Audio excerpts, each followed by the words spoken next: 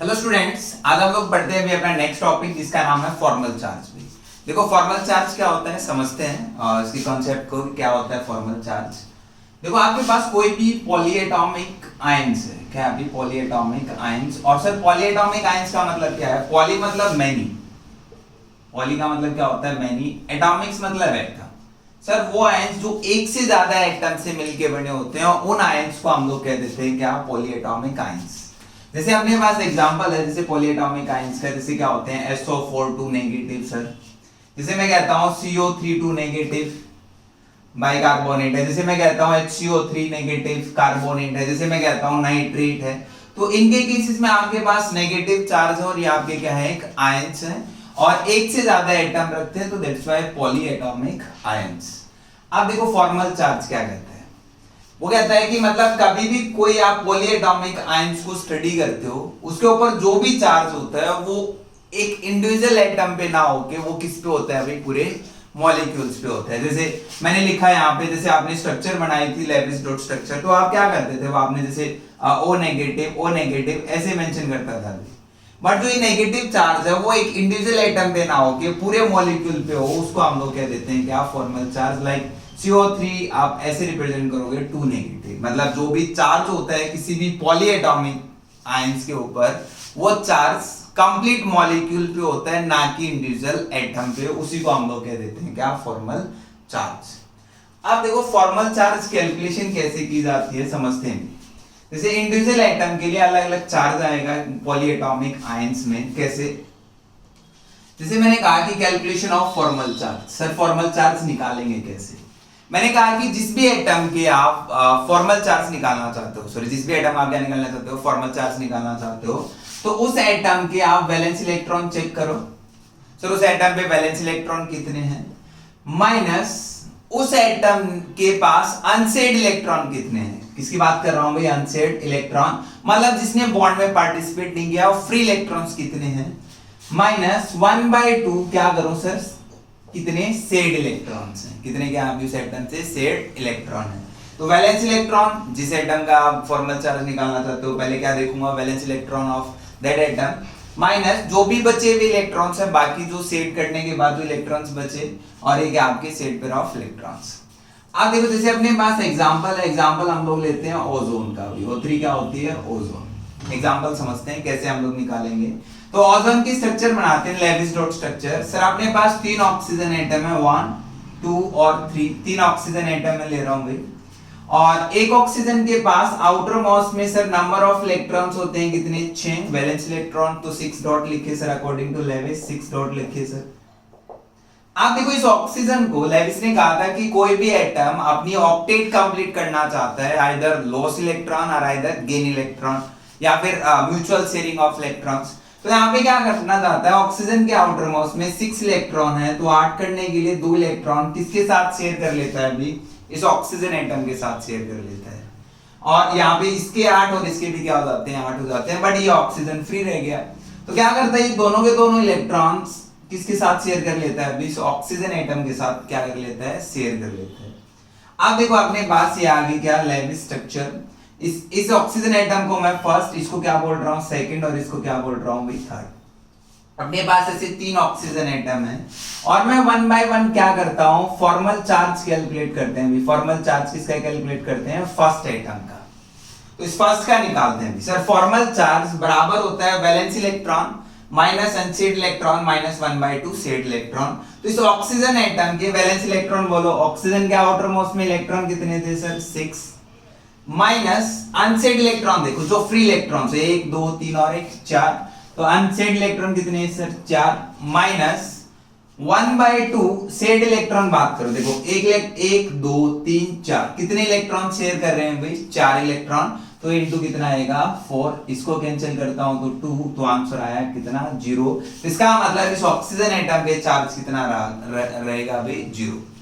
उसके बाद मैं फॉर्मल चार्ज कैलकुलेट करता हूं किसका? सेकंड ऑक्सीजन एटम का। इसका कैलकुलेट करते हैं सेकंड ऑक्सीजन एटम निकालते हैं। देखो sir valence electron of oxygen atom minus unsaid minus 1/2 क्या होता है? शेड होता है सर। तो वैलेंस इलेक्ट्रॉन कितने होते हैं सर? ऑक्सीजन एटम के पास होते हैं 6 इलेक्ट्रॉन। सर अनसेड कितने? अनसेड मतलब फ्री इलेक्ट्रॉन्स कितने हैं सर? 2, माइनस 1/2 शेड इलेक्ट्रॉन कितने हैं, शेड का कैलकुलेट करो भाई। तो यहाँ पे कितना आ गया, जैसे यहाँ 1 2 मतलब 2 और 2 4 और 2 6, तो 6 इलेक्ट्रॉन क्या कर रखे हैं सर, शेड कर रखे हैं। तो इसको सोल्व करता हूं तो कितना आंसर आया +1। तो इस ऑक्सीजन एटम पे चार्ज कितना आता है, +1। चलो ऑक्सीजन थर्ड एटम का हम लोग फॉर्मल चार्ज निकालते हैं। इसे इस ऑक्सीजन एटम का क्या निकालते हैं, फॉर्मल चार्ज। तो वैलेंस इलेक्ट्रॉन कितने हैं सर, वैलेंस इलेक्ट्रॉन है 6। अनसेड इलेक्ट्रॉन कितने हैं सर, 6। अनसेड इलेक्ट्रॉन कितने, 2 2 4 और 2 6, एक भी सेड नहीं कर रखा। -1/2 सेड इलेक्ट्रॉन कितने हैं सर, 2। सेड इलेक्ट्रॉन कितने हैं सर, 2। ये कट गया तो आंसर कितना आया सर, -1। तो अपने पास जो ओवरऑल चार्ज आप देख रहे हो, तो न्यूट्रल +1 -1, तो कितना आ रहा है चार्ज। यहाँ पे आप कोई भी चार्ज रिप्रेजेंट नहीं कर रहे, और इसी स्ट्रक्चर को मैं ऐसे लिख सकता हूँ, O डबल बॉन्ड O ऐसे करके, O यहाँ पे नेगेटिव, यहाँ पे क्या पॉजिटिव। इसका मतलब क्या है, इस ऑक्सीजन पे पॉजिटिव चार्ज है सर, इसके ऊपर क्या है, नेगेटिव चार्ज, क्योंकि इसने इलेक्ट्रॉन दिए। आप ऑर्गेनिक में ऐसे भी समझते हो कि ये ऑक्सीजन एटम ने इलेक्ट्रॉन इसको दिए हैं, तो यहाँ पे पॉजिटिव, यहाँ पे नेगेटिव। ऐसे आप लोग बॉन्ड को रिप्रेजेंट कर सकते हो ऐसे, मतलब नेगेटिव एंड पॉजिटिव। ये किसका कॉन्सेप्ट है आपके पास, फॉर्मल चार्ज। आप देखो फॉर्मल चार्ज से क्या पता चलता है, जैसे अभी हम लोग निकालेंगे और भी बहुत सारी चीजें, जैसे कंपाउंड्स के लिए चेक करेंगे अलग अलग फॉर्मल चार्ज। तो ऐसे क्या पता चला सर, फॉर्मल चार्ज से क्या पता चलता है। मैंने आपको बताया था कि आपके पास एक न्यूट्रल मॉलिक्यूल है, एक अपने पास क्या है, न्यूट्रल मॉलिक्यूल है, और एक अपने पास चार्ज मॉलिक्यूल है, समझना। और out of neutral molecule and charge molecule, neutral molecules क्या होते हैं सर, मोर स्टेबल होते हैं। क्या होते हैं, more stable as compare to charge molecule. और फॉर्मल चार्ज आपको मॉलिक्यूल का चार्ज बताता है। इसका मतलब जितना ज्यादा चार्ज होगा तो फॉर्मल चार्ज की वैल्यू उतनी ज्यादा। तो बेसिकली मैं कह सकता हूं कि चार्ज ऑन कंपाउंड इंक्रीजेस तो स्टेबिलिटी ऑफ मॉलिक्यूल डिक्रीजेस। तो with the help of formal charge हम लोग बता सकते हैं कि मॉलिक्यूल स्टेबल है या फिर क्या है, अनस्टेबल है। तो यहां से आप नोट करके एक पॉइंट मेंशन कर सकते हो क्या, कि सर फॉर्मल चार्ज, या फिर मैं ऐसे कह सकता हूं कि sir stability of any compound inversely proportional to formal charge.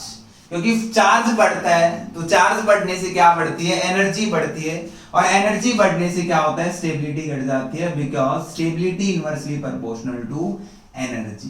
तो इसलिए मैंने कहा कि फॉर्मल चार्ज बढ़ेगा तो एनर्जी बढ़ेगी, और एनर्जी बढ़ती है तो इसका मतलब स्टेबिलिटी क्या हो जाती है, कम हो जाती है। तो स्टेबिलिटी एंड फॉर्मल चार्ज एक दूसरे के उल्टे हैं, ऐसे हम लोग बात कर सकते हैं। अब देखो यहाँ पे, जैसे मैं आपको नंबर ऑफ एग्जांपल दे रहा हूँ, एक दो एग्जांपल और करते हैं अभी प्रैक्टिस के लिए, और फाइंड आउट करते हैं फॉर्मल चार्ज। बहुत सिंपल कॉन्सेप्ट है, इजीली फाइंड आउट कर सकते हो। वैसे आपको फॉर्मूला पता होना चाहिए कि फॉर्मल चार्ज में क्या क्या यूज होता है। जैसे मैं कहता हूं कि अपने पास CO3 नेगेटिव ऐसे एक मॉलिक्यूल दे रखा है, कार्बोनेट, राइट भी, क्या दे रखा है, कार्बोनेट। यदि मैं इसकी स्ट्रक्चर बनाता हूं तो स्ट्रक्चर कैसे बनाऊंगा, कार्बन, अपने पास स्ट्रक्चर है कार्बन। कार्बन के आउटर मोस्ट में नंबर ऑफ वैलेंस इलेक्ट्रॉन कितने होते हैं सर, 4। कितनी ऑक्सीजन है, 3 ऑक्सीजन रखी, और हर ऑक्सीजन के आउटर मोस्ट में वैलेंस इलेक्ट्रॉन कितने हैं सर, 6। तो मैंने 6 डॉट बनाए, यहाँ पे 6 डॉट बनाए, 6 डॉट बनाए। कार्बन को अपने 8 इलेक्ट्रॉन पूरे करने के लिए 4 इलेक्ट्रॉन्स की रिक्वायरमेंट है, तो 2 इलेक्ट्रॉन इस ऑक्सीजन एटम के साथ क्या कर लेता है, अभी शेयर कर लेता है। अब बचे 2 इलेक्ट्रॉन्स और चाहिए सर, तो 2 इलेक्ट्रॉन्स के लिए क्या आएगा, 1 इलेक्ट्रॉन्स इसके साथ, 1 इलेक्ट्रॉन क्या करेगा, इसके साथ क्या कर लेगा, अभी शेयर कर लेगा। तो इसकी ऑक्टेट पूरी। अब नेगेटिव चार्ज 2 है सर, तो क्या आएगा कि एक नेगेटिव चार्ज इधर और एक नेगेटिव चार्ज इधर, क्योंकि 2 नेगेटिव चार्ज लगाने, क्योंकि कार्बन की ऑक्टेट कंप्लीट है सर। ऑक्सीजन 1 2 3 4 5 6 7 8, 1 2 3 4 5 6 7 8, इसकी भी क्या होगी, ऑक्टेट कंप्लीट हो गई। तो 3 एटम है, फर्स्ट, सेकंड और थर्ड, क्योंकि जो इसकी फॉर्मल चार्ज आएगा वही इसका आएगा। तो निकालते हैं भी चार्ज क्या होगा, फॉर्मल चार्ज। तो formal charge for the calculation of formal charge we need valence electron of that atom minus unsaid electron minus 1/2 said electrons। तो बात करते हैं वैलेंस इलेक्ट्रॉन्स की। वैलेंस इलेक्ट्रॉन मतलब जो भी फ्री इलेक्ट्रॉन्स होते हैं आउटर मोस्ट सेल में। तो नंबर ऑफ इलेक्ट्रॉन्स कितने हैं सर, यहाँ पे ऑक्सीजन के पास 6 इलेक्ट्रॉन्स, माइनस, यदि मैं फर्स्ट एटम का निकाल रहा हूं माइनस अनसेड इलेक्ट्रॉन चेक करो 1 2 3 4, तो total 4 electrons, valence electron minus 1/2। Said electron count करता हूं सर 1 2 3 4, तो सेड इलेक्ट्रॉन कितने हुए 4, तो इसको कट करता हूं तो आंसर कितना आया सर 0। तो इसका मतलब इस ऑक्सीजन पे कोई भी चार्ज नहीं होगा, ऑक्सीजन पे क्या नहीं होगा भी कोई भी चार्ज। उसके बाद मैं सेकंड का निकालता हूं भी, इस कार्बन एटम का फॉर्मल चार्ज निकालो, तो आप कैसे कैलकुलेट करोगे, तो कार्बन के आउटर मोस्ट में वैलेंस इलेक्ट्रॉन होते हैं सर 4 माइनस अनसेड इलेक्ट्रॉन, क्या आपको एक भी फ्री इलेक्ट्रॉन दिख रहा है क्या, नहीं, तो अनसेड इलेक्ट्रॉन कितने हैं sir 0 minus 1/2 said electron count करो 1 2 3 4 5 6 7 8, तो सेड इलेक्ट्रॉन कितने हैं सर 8, तो इसको कट करता हूं तो आंसर कितना आया 0। तो इसका मतलब इस कार्बन के ऊपर भी कोई भी चार्ज नहीं है सर। उसके बाद मैं थर्ड आइटम का फॉर्मल चार्ज निकालता हूं, किसका निकालते हैं थर्ड आइटम का, तो valence electron of oxygen atom कितने होते हैं sir 6 minus number of unsaid electrons की बात करो तो number of unsaid electron count करो 1, एक नेगेटिव चार्ज हो तो उसको आप फ्री इलेक्ट्रॉन कंसीडर करोगे 1 2 3 4 5 6, तो अनसेड इलेक्ट्रॉन है सर 6 माइनस 1/2 सेड इलेक्ट्रॉन कितने हैं सर 1 और 2, तो 2 से 2 कैंसिल आ गया तो आंसर कितना आएगा -1। सेम इस ऑक्सीजन का क्या आएगा भी -1। ऐसे आप क्या कर सकते हो, अलग अलग एटम का क्या निकाल पाओगे फॉर्मल चार्ज, और with the help of formal charge मैं बता सकता हूं क्या स्टेबिलिटी, क्योंकि चार्ज बढ़ता है तो मॉलिक्यूल की एनर्जी बढ़ती है और एनर्जी बढ़ने से स्टेबिलिटी क्या हो जाती है, कम हो जाती है सर। तो आपने कहा कि स्टेबिलिटी इनवर्सली रिलेट करती है सर फॉर्मल चार्ज के साथ। ये अपना कॉन्सेप्ट है क्या फॉर्मल चार्ज, और जो कि आपका यहां से कॉन्सेप्ट खत्म हो जाता है किसका, लेविस कॉन्सेप्ट, जो आपने पढ़ा कोवलेंट बॉन्ड के बारे में और आयनिक बॉन्ड के बारे में, कि उसने कहा था कि कोई भी एटम, मतलब जो ऑक्टेट रूल आप लोग डील करते थे, वो आपने कहा कि एटम स्टेबल होना चाहता है, और स्टेबल होने के लिए वो क्या चाहिए, उसको ऑक्टेट कंप्लीट करनी है। और ऑक्टेट क्यों कंप्लीट करनी थी, क्योंकि आपके पास जितनी भी नॉर्मल गैसेस है सबके आउटर मोस्ट में 8 इलेक्ट्रॉन्स हैं और वो किसी के साथ भी कंपाउंड फॉर्मेशन नहीं करता, और कंपाउंड फॉर्मेशन नहीं करता तो इसका मतलब वो स्टेबल है, अकेला ही खुद से स्टेबल है। बट क्या करते हैं कि बाकी एटम कंबाइंड फॉर्म में रहते हैं, तो इसलिए वो उन जैसा बनने के लिए या तो इलेक्ट्रॉन लूज करता है या इलेक्ट्रॉन गेन करता है या फिर म्यूचुअल शेयरिंग ऑफ इलेक्ट्रॉन्स करता है, जो कि आपका रूल था क्या, ऑक्टेट रूल। बट उस ऑक्टेट रूल की कुछ लिमिटेशंस रही, क्या रही कुछ लिमिटेशंस, तो इसी वीडियो लेक्चर में मैं आपको पढ़ा देता हूं किसके बारे में भी, लिमिटेशन ऑफ ऑक्टेट रूल, क्या क्या लिमिटेशंस थी, बात करते हैं भी किसकी, limitations of octet rule. Next topic अपना limitation of octet rule. Octet rule की लिमिटेशन की बात करते हैं। देखो ऑक्टेट रूल मत कहता है कि आउटर मोस्ट में 8 इलेक्ट्रॉन होने चाहिए, ऑक्टेट मतलब 8, कितने कितने इलेक्ट्रॉन्स होने चाहिए भी आउटर मोस्ट में 8 इलेक्ट्रॉन होने चाहिए। तो इसकी कुछ लिमिटेशंस है, जैसे मैं फर्स्ट लिमिटेशन कहता हूं कि मान लो कोई भी सेंट्रल एटम आप बात कर रहे हो या किसी दूसरे एटम आप बात कर रहे हो, उसके पास 8 से ज्यादा इलेक्ट्रॉन हो जाए सर, मोर देन 8 इलेक्ट्रॉन हो।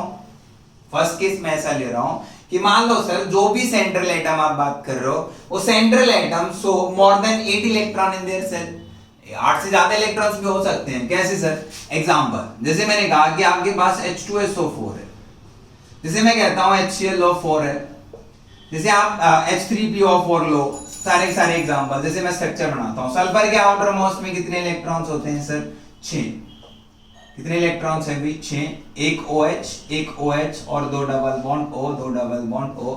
यहां पे मैं इलेक्ट्रॉन्स काउंट करता हूं, देखो इलेक्ट्रॉन काउंट करो 1 2 3 4 5 6 7 8 9 10 11 12, तो सर सल्फर के पास तो 12 इलेक्ट्रॉन्स हैं और वो फिर भी स्टेबल है, तो इसकी तो ऑक्टेट हुई नहीं, ये तो 8 से भी ज्यादा इलेक्ट्रॉन्स रखता है। और चलो इसकी बात करते हैं, Cl है, Cl के आउटर मोस्ट में कितने होते हैं सर 7, 7 में से हाइड्रोजन ऑक्सीजन को कंबाइन लिखता हूं OH, तो बची ऑक्सीजन कितनी 1 2 और 1 3, नंबर ऑफ इलेक्ट्रॉन्स काउंट करते हैं सर 1 2 3 4 5 6 7 8 9 10 11 12 13 14, सर क्लोरीन के पास तो 14 इलेक्ट्रॉन्स आ रहे हैं। इसकी बात करते हैं यहां पे देखो फास्फोरस, आउटर मोस्ट में कितने इलेक्ट्रॉन्स है सर 5, और 3 क्या आएंगे OH, क्या आएगा OH, क्या आएगा OH, और एक क्या आएगा डबल बॉन्ड। इलेक्ट्रॉन्स काउंट करता हूं तो 1 2 3 4 5 6 7 8 9 10, सर इसके पास तो 10 इलेक्ट्रॉन्स आ रहे हैं। ऐसे आपके पास नंबर ऑफ केस आते हैं, जैसे मैंने कहा कि आपके पास क्या है PF5 फॉस्फोरस पेंटालाइट। अब इसकी बात कर लो तो यहाँ पे आप चेक करोगे फॉस्फोरस 5 इलेक्ट्रॉन्स होते हैं सर, एक फ्लोरीन, दूसरा फ्लोरीन, तीसरा fluorine, fourth and fifth electron 1 2 3 4 5 6 7 8 9 10, sir इसके पास तो 10 इलेक्ट्रॉन्स हैं। तो इसका मतलब वो सारे के सारे कंपाउंड्स जो 8 इलेक्ट्रॉन से ज्यादा इलेक्ट्रॉन्स रखते हैं in their outermost shell, तो इसका मतलब वो ऑक्टेट रूल को फॉलो नहीं कर रहे, तो ऑक्टेट रूल की लिमिटेशन है इस चीज को वो एक्सप्लेन नहीं कर पाया। और इन्हीं कंपाउंड्स को मैं कह देता हूं क्या, हाइपरवैलेंट कंपाउंड। क्या नाम दे दिया जाता है भाई, हाइपर मतलब ज्यादा, वैलेंट मतलब 8 से ज्यादा इलेक्ट्रॉन जिसके पास है, वैलेंसी से ज्यादा इलेक्ट्रॉन्स रख रहा है, तो उन कंपाउंड्स को मैं क्या बोल रहा हूं, हाइपरवैलेंट कंपाउंड। और जितने भी आपके हाइपरवैलेंट कंपाउंड हैं वो सारे के सारे क्या की लिमिटेशंस हैं किसकी, ऑक्टेट रूल की, या इसी में हम लोग कह देते हैं एक्सटेंशन ऑफ ऑक्टेट जिसमें पॉसिबल है। जैसे ये क्या लिखा जाता है, एक्सटेंशन ऑफ ऑक्टेट, ऐसा लिखा जाता है, मतलब जिसमें ऑक्टेट का क्या हो सकता हो, एक्सटेंड हो सकता हो, वो भी क्या होते हैं आपकी लिमिटेशन से किसकी, ऑक्टेट रूल की। सेकंड केस लेते हैं सर, सेकंड और क्या हो सकता है सर, ऐसा भी तो हो सकता है कुछ ऐसे कंपाउंड अपने पास आए जो कंपाउंड 8 से कम इलेक्ट्रॉन्स रखते हो। जैसे मैंने कहा कि सर वो सारे के सारे molecules which contain less than 8 electrons in their outermost shell, possible है ना कि 8 से कम इलेक्ट्रॉन्स हो सर। जैसे एग्जांपल्स हैं, जैसे एग्जांपल मैंने दिया BF3, एग्जांपल मैं ले रहा हूं क्या AlCl3, एग्जांपल मैं ले रहा हूं क्या BeCl2। जितने भी आप एग्जांपल चेक कर रहे हो, चेक करो, देखो स्ट्रक्चर बनाते हैं। बोरॉन आउटर मोस्ट में कितने इलेक्ट्रॉन है सर, 3। कितने फ्लोरीन सर, 1 2 और 1 3। इलेक्ट्रॉन 1 2 3 4 5 और 1 6, तो नंबर ऑफ इलेक्ट्रॉन्स तो सर बोरॉन 6 रखता है। और कितने चाहिए थे सर, 8। यहाँ पे भी आप काउंट करोगे तो कितने इलेक्ट्रॉन्स आएंगे, 6। यदि मैं इसकी बात करता हूं तो यहाँ पे जैसे क्लोरीन कितने इलेक्ट्रॉन, 1 2 3 और 1 4, सर ये तो 4 इलेक्ट्रॉन्स रखता है। ये तो ऑक्टेट रूल को फॉलो ही नहीं करता, बट फॉर्मेशन फिर भी होता है। तो यहाँ पे मैं कह सकता हूं कि वो सारे के सारे कंपाउंड्स जिनके आउटर मोस्ट सेल में 8 इलेक्ट्रॉन से कम है, वो भी क्या है, लिमिटेशन है किसकी, ऑक्टेट रूल की। और इन कंपाउंड्स को हम लोग नाम दे देते हैं हाइपोवैलेंट कंपाउंड्स। अब क्वेश्चन आया हाइपो मतलब होता है कमी, कहीं भी टर्म आ जाए हाइपो का मतलब क्या होता है, लेस, हाइपर का मतलब क्या होता है, मोर। तो वहां पे 8 से ज्यादा थे तो मैंने टर्म लिखी थी हाइपरवैलेंट कंपाउंड्स, 8 से कम है तो इसके लिए हम लोग टर्म यूज करते हैं क्या, हाइपोवैलेंट कंपाउंड्स। अच्छा देखो आपके पास एक एग्जांपल आया है AlCl3, ये AlCl3 आपका कोवैलेंट कंपाउंड है, ध्यान रखना। और जैसे क्वेश्चन आ जाए AlF3 का, AlF3 ऑक्टेट रूल को फॉलो करता है, ध्यान रखना है। अभी किसको फॉलो करता है, फॉलो ऑक्टेट रूल। क्यों, क्योंकि ये आपका आयनिक कंपाउंड है, इंपॉर्टेंट है।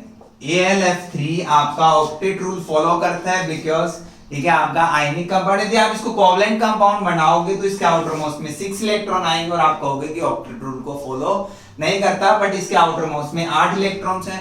इसके भी कितने होंगे, 8 होंगे, क्योंकि loss and gain of electrons होगा आयनिक कंपाउंड में, तो फॉलो ऑक्टेट रूल।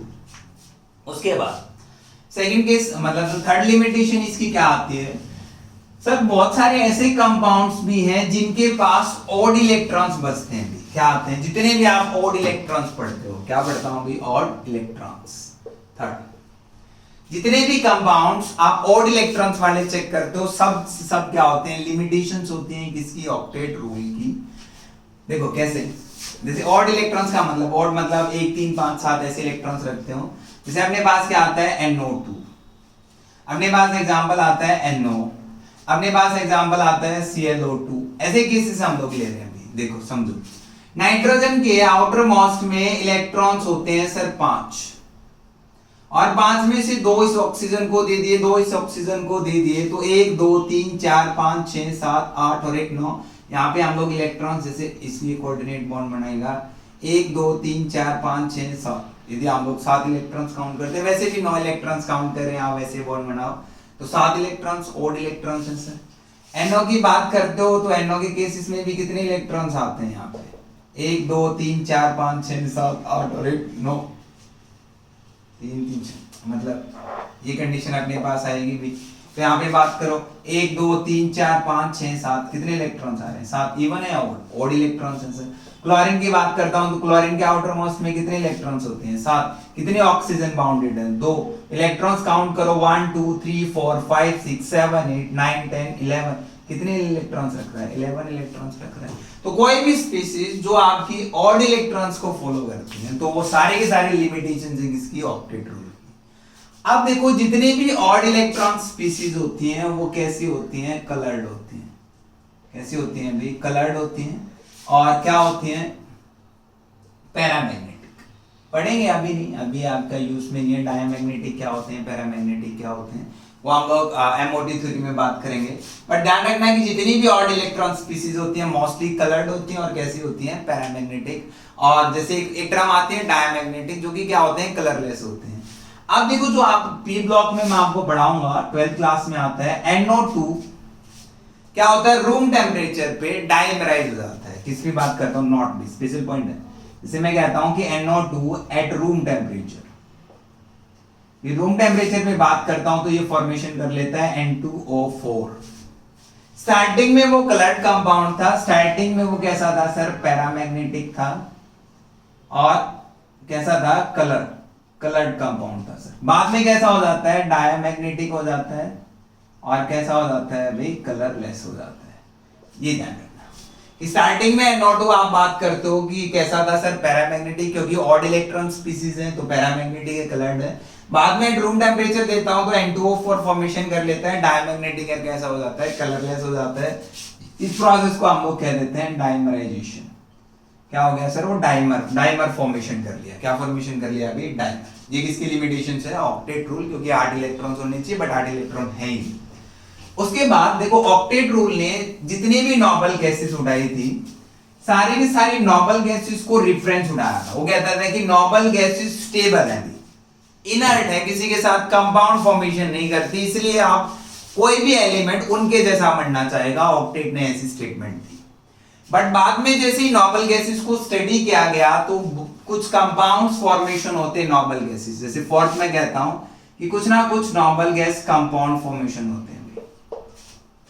क्या फॉर्मेशन होते हैं? Noble gas compound. जैसे आप जिनॉन फ्लोराइड, ऑक्साइड, ऐसे ऑक्सोफ्लोराइड, ऐसे अपने पास क्या होते हैं? कुछ कंपाउंड फॉर्मेशन होते हैं, जबकि according to octet rule inert gases compound formation होती नहीं। बट जब भी हम लोगों को कुछ ना कुछ कंपाउंड देखने को मिलते हैं, ये क्या आपकी लिमिटेशंस ऑफ ऑक्टेट रूल, जो ऑक्टेट रूल को फॉलो नहीं करते। हाइपरवैलेंट हो सकते हैं, 8 से ज्यादा इलेक्ट्रॉन रखता हो, 8 से कम इलेक्ट्रॉन रखता हो, ऑड इलेक्ट्रॉन स्पीशीज हो, और क्या हो? Noble gases. जैसे उसने कहा था कि कंपाउंड फॉर्मेशन नहीं करती, बट कुछ जिनॉन कंपाउंड्स क्या करते हैं? जिनॉन एलिमेंट क्या करते हैं? कंपाउंड फॉर्मेशन करते हैं।